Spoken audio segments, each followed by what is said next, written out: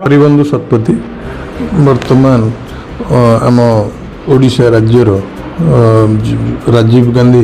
पंचायत संगठन उपसभापति अच्छे एवं मु प्रथमे मोर पीसीसी सभापति महोदय श्रीयुक्त भक्तचरण दास एवं आमर चेयरपर्सन सुदर्शन दास महोदय को एवं आम ओडिशा प्रभारी अजय लल्लू को मो हृदय कृतज्ञता जनइबी कारण सी मत बाछी जे मुझे कम करी भावी मत जो गुरु दायित्व दि जाटा को सुचारू रूपे केमती करा जाय परिबो मु सत चेष्टा करी चलछि। मु तो आमर सालेपुर टांगी सालेपुर निर्वाचन मंडल रे एक पूरा जोरदार भावे कांग्रेस रे मु मोर विगत छात्र जीवन रू आरंभ कर कांग्रेस सहित कम करवा 25-30 वर्ष है मुझे कम कर फिल कली जे लास्ट विगत 2024 मसीहा इलेक्शन पर कांग्रेस अवस्था टिके सालेपुर टांगी दुर्बल हो पड़ा एवं ए संगठन ग्रास रूट रु मु करी चलछि। वर्तमान सुधा सालेपुर कांग्रेस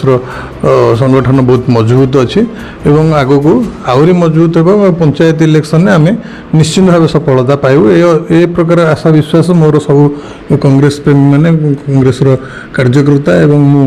100% आम स्थिर कर सारी। देखो आमर भारत वर्ष गोटे विराट माने संवैधानिक जिनसता भितर अच्छी से भितर तो जीवा माने असुविधा गोटे पार्टी जो सरकार थाए विरोधी दल तार भूमिका निभाए आउ गोटे पार्टी किंतु आमे किंतु सालेपुरटा को एति मजबूत करिछु एथिपाई जे आमे जे विगत दिन थिला जहाँ अवस्था ताकू तो आमे क्रियाशील करि परिबाने एबे जो प्रकार कार्यक्रम जारी रही आम डायरेक्ट पंचायत रु वार्ड स्तर लोक मान सहित मिसुचु एवं एठी सब माने प्रत्येक प्रकार आमर लोक मैंने आसी आम सहित जोग दौरान से चाषी हो दिन मजुरिया हो से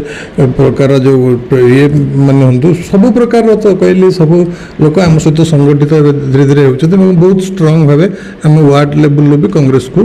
पहुँचाऊँ और कार्यक्रम जारी रही। आरजीपीआरएस रे मो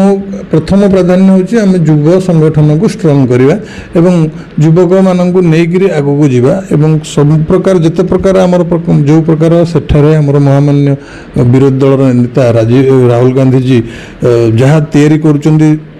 लोक मानक पाई जो आइडियोलॉजी रे काम करिया पाई से दौरान सेटा को निश्चित भाव आम एठारे कटक जिले में यूटिलाइज प्रथमे करुचु एवं से